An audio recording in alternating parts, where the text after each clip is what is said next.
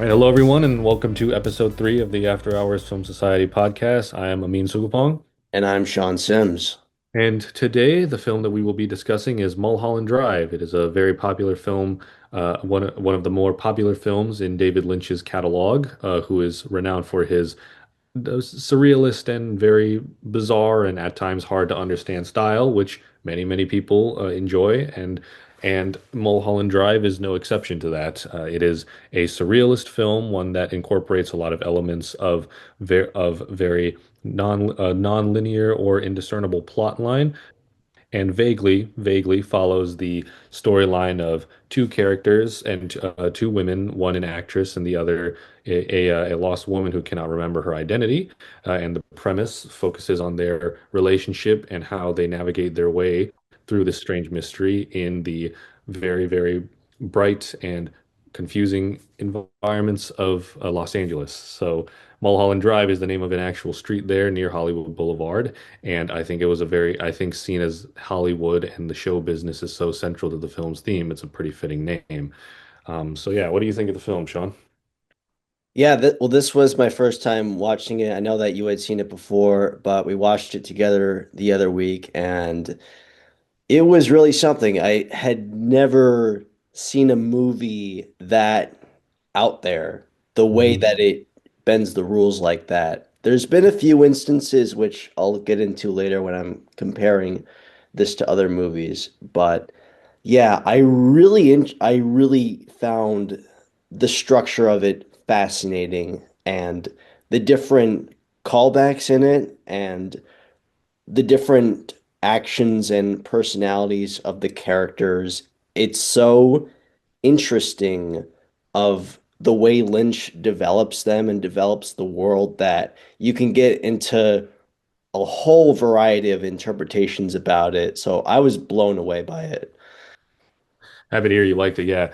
I am vaguely familiar with David Lynch's work, as in I have not seen a lot of his projects from beginning to end, but I am very familiar with his overall style. And anyone who has seen David Lynch can sort of know what I'm talking about. His movies feel very dreamlike, and obviously that's very intentional. And oftentimes in dreams, you don't really know what's going on, you just know how Yeah. it feels.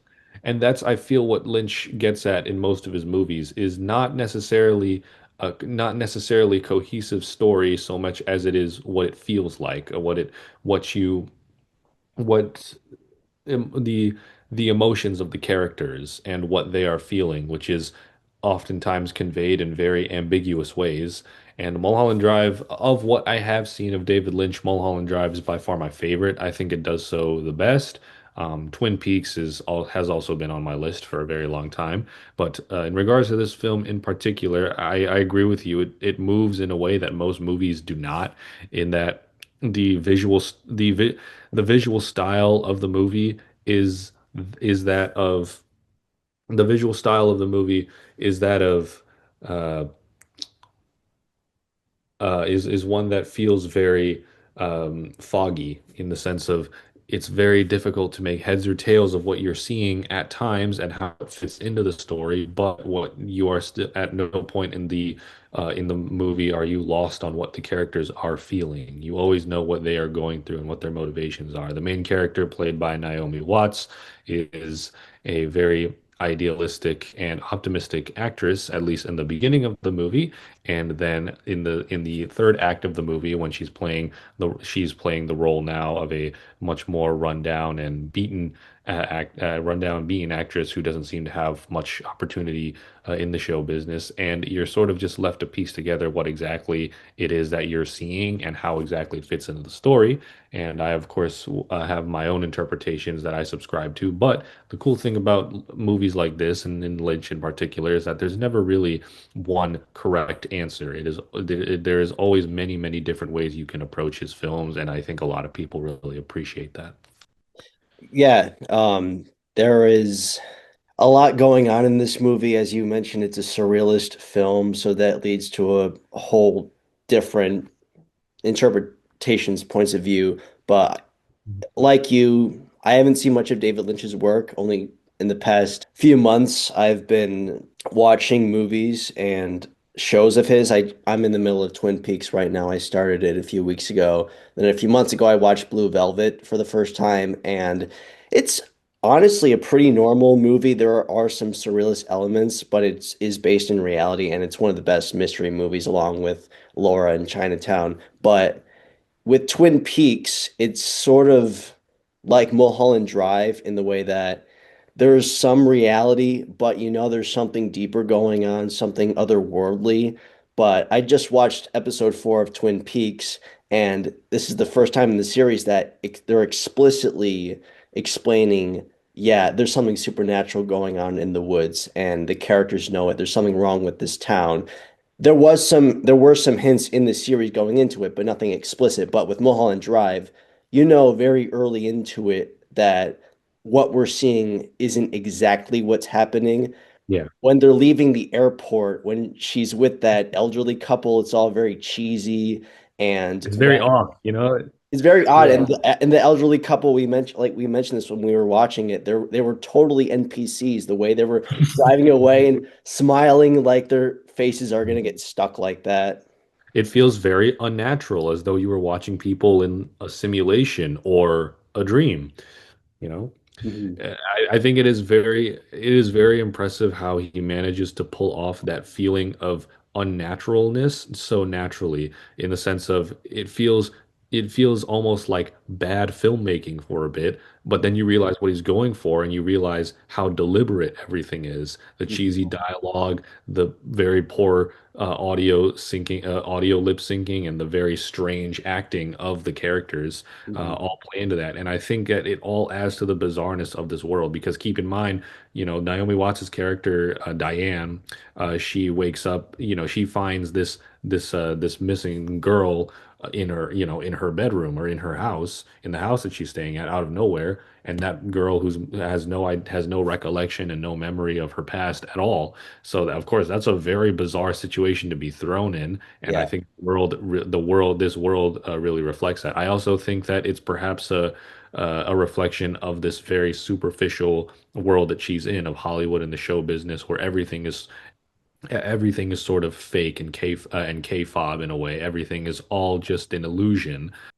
Yeah, so I think it's very interesting how the strangeness of the world is all very deliberate, and then when the kayfabe of the world, the kayfabe of the world it's all very illusionary, and the real business is taking place behind the scenes, with the big wigs and the suits, and talking to the director saying this is the girl, and then of course you have the whole sequence of the lip synced performance. Everything is all lip synced, it's all an illusion. That's kind of what the entire movie and this entire world is. It's very fake, and it's very dreamlike. It's all illusionary, and it's a common theme. You see criticisms of the fakeness of Hollywood and the show business all the time, but the way Lynch does it is it makes it feel very, very, very, very confusing, like you're a rat trapped in a maze, right. and I really respect that. Yeah, that's a great point. There is definitely a big theme of Hollywood and how it seems it presents itself as a very bright Mhm. industry where dreams come true. But as we've come to know, as decades have gone by, that's not the case Yeah. many times. And it's even meta in the casting because in the film, there are a few classic Hollywood actors playing wild characters. The landlady, where she's staying, she was in a lot of 40s and Mhm. 50s bright musicals. Yeah. And the crazy lady that shows up outside Betty's door, Right. her name is Lee Grant, and she was an actor in the 40s and 50s, but then during the Red Scare in the 50s, there was an investigative committee. For those who don't know, there was an investigative committee that asked everyone in Hollywood to testify if they were a communist or if they knew somebody in Hollywood who was a communist. And they asked her to testify, and she refused. And because of that, she got blacklisted for years. Happens a lot. All kinds of blacklistings like that. David Lynch himself had a lot of issues getting this movie into production to begin with. He originally wanted it as a Really? TV series, but was turned down and rejected before it finally became a movie. So I'm sure he himself probably has a lot of personal experience with that, especially taking into account how weird his movies can be, how they prioritize artistic expression over mainstream digestibility. And he's not the only one. There are a lot of actors, directors, and artists in general like that who get completely snubbed by the business that they're in simply because it is not to the liking of the bigwigs in suits. You know, the cowboy character whose identity is just so and whole persona is just so mysterious, but he's just in the background, and the director character has to go speak with him. You know, I guess that's he kind of represents what that feels like. Is it feels like there's always someone over your shoulder when you're trying to express what you want to express. You know. I think with the cowboy, he's probably the only character in the movie that knows what's going on all the time. I think he's the same Right. character in the third act and most of the movie Mhm. because we see when Adam first meets him, the lights around them flicker and how that's ingrained in pop culture that usually signals to the audience that something supernatural is going on. Mhm. So I think that he's the same character in both narratives, possibly some kind of spirit that transcends reality, and he knows all the characters and what they're thinking inside. Right. Yeah, I didn't pick up on that. Yeah, I think that's he's definitely he's the omniscient present of the story in which there's Mhm. never a point where he is ever confused, uncomfortable, or distraught. Yeah. Everything he does is centered and known, which brings a lot of questions. Well, you know, and given how confusing the world is, it makes him feel very out of place, which just adds to his mystery, more or less. Yeah, there's Um, definitely like with that mystery, he said that if he appears what three times that something right. that there's some kind of trouble going on, and he does appear three times, even with counting the third act when the narrative changes. Yeah. Yeah, the huge narrative shift. So seeing as it's so integral to understanding the movie or at least trying to understand it, what is your take on the whole narrative shift? You know, what do you think is when the Yeah, actors suddenly become different characters and the whole story and setting yeah, changes? What do you that's make of it? a yeah, great question, and I can't wait to hear what you think of it. But with how I see it, I see the third act taking place before the first two acts. I see what Diane, as she's probably known in real life, with Diane, I think that what she's experiencing in the third act have compiled into a dream, and I with that dream being the first two acts, Right. and she's having different actions of hers being done by different characters because in the part when Adam comes home to his wife and she's cheating on him, the guy that she's sleeping with beats him up.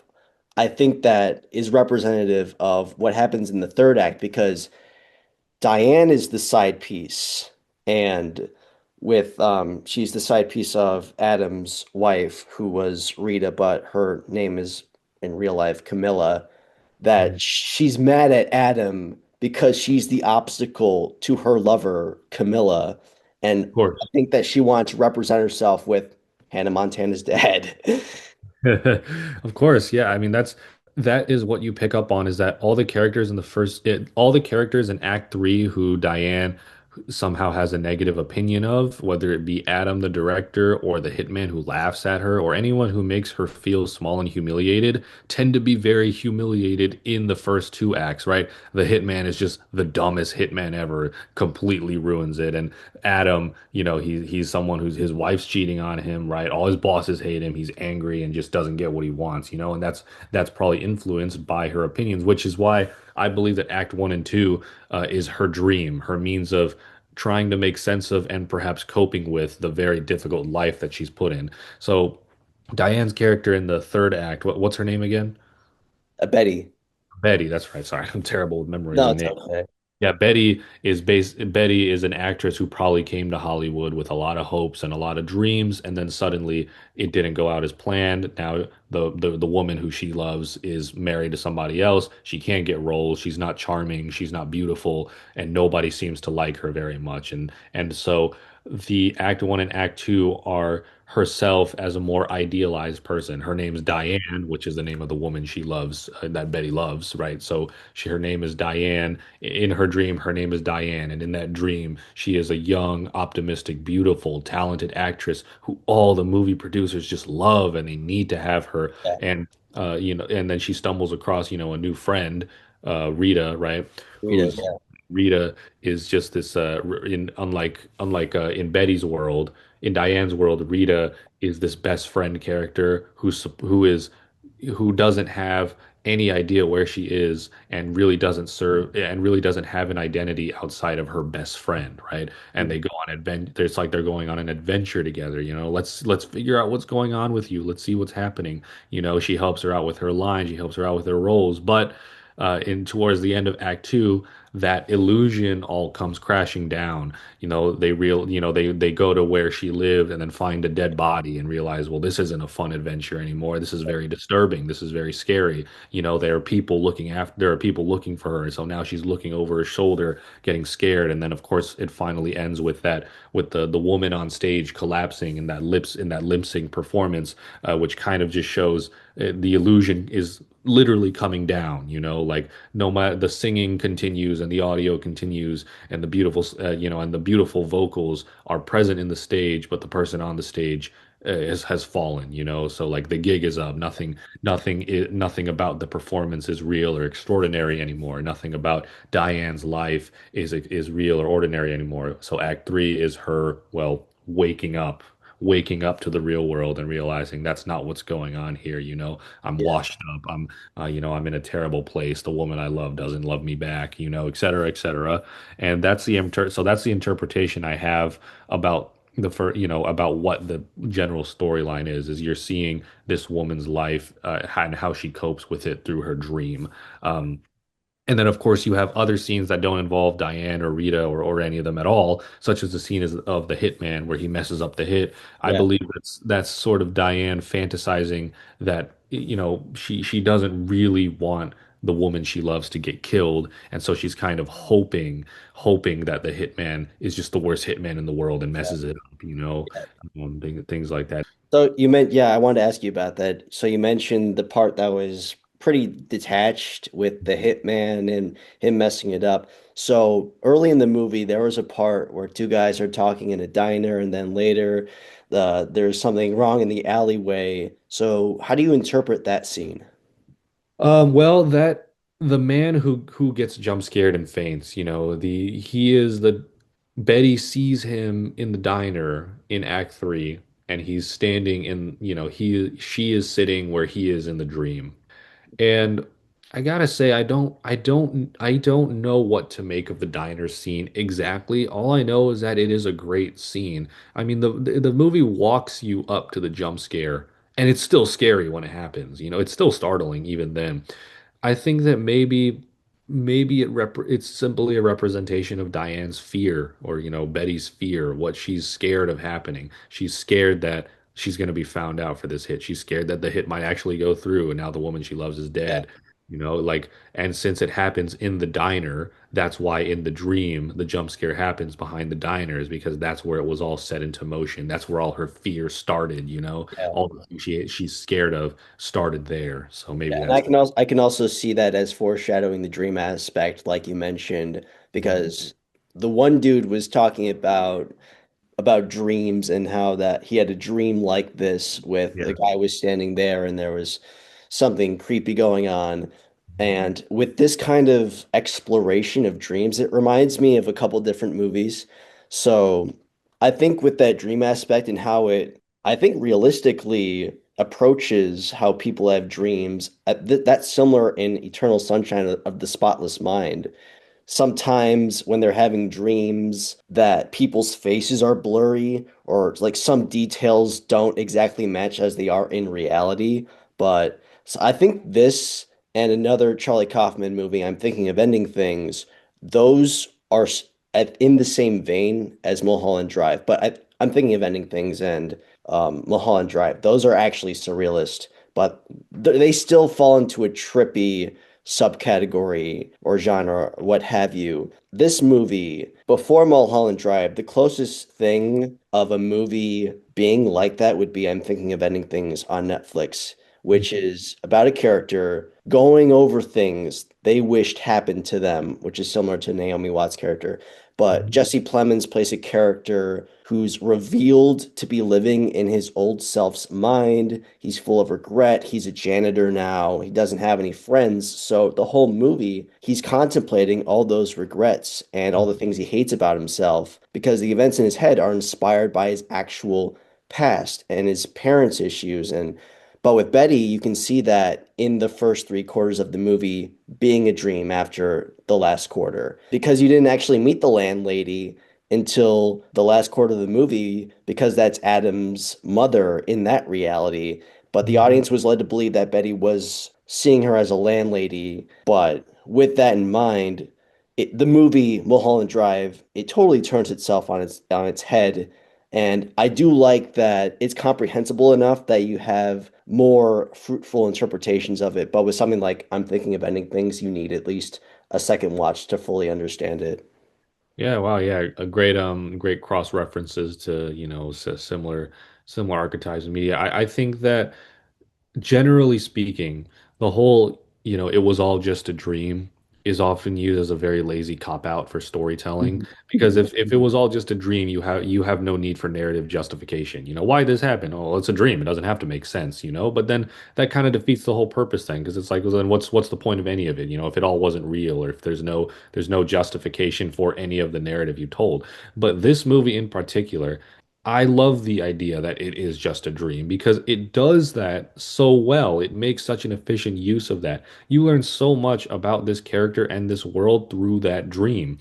It fits just how strange and bizarre and surrealist the movie feels. The film looks very soft, if that makes sense. The Mhm. lighting Yeah. and the way the frames move, it all feels very soft. It feels very aimless and at times awkward, but it's all very effective Mhm. in establishing, that feeling of being half awake, which is what all these characters are. They're stuck in an illusion. They're stuck in a dream world. They're not completely awake, and Yeah.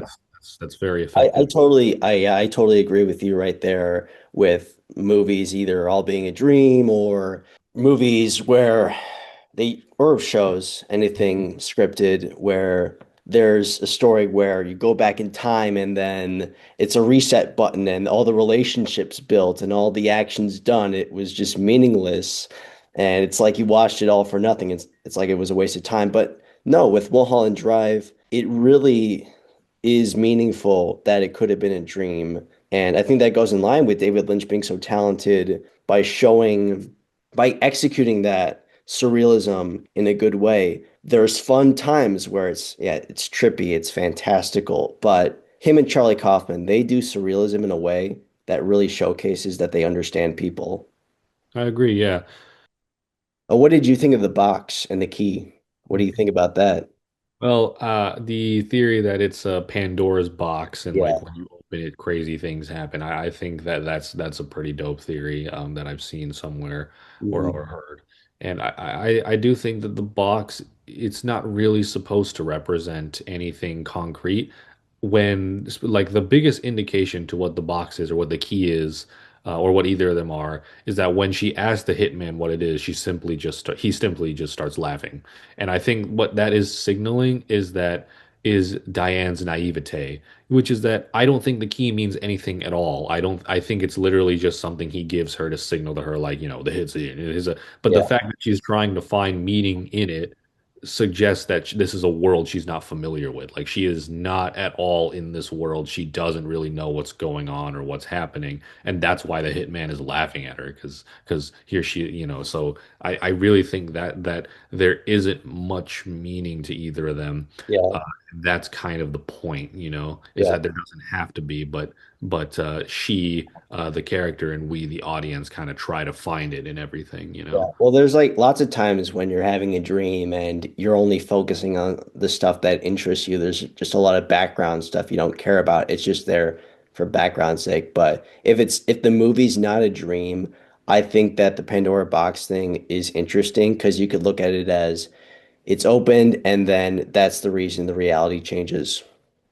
And It, then the cowboy is overseeing that he knows what the box means. yeah, he's probably the one character in the movie who knows what the box means. Well, that about wraps it up for this episode, and I can't wait to watch it again. Thanks, Amin, for introducing it to me. No problem. Always a pleasure. We'll probably be publishing our own little review of it on the website sometime soon, and we will also be releasing our next episode soon as well. So thanks again for doing this, Sean. Yeah, thanks, Amin. So, yeah, you can check out that article on our blog, link in the description, ssims27.wixsite.com/AH Film Society. If you want to support us, follow us on Instagram, YouTube, Spotify, and SoundCloud. Links also in the description. And thank you, everybody, for listening to our podcast. Thank you very much. Bye.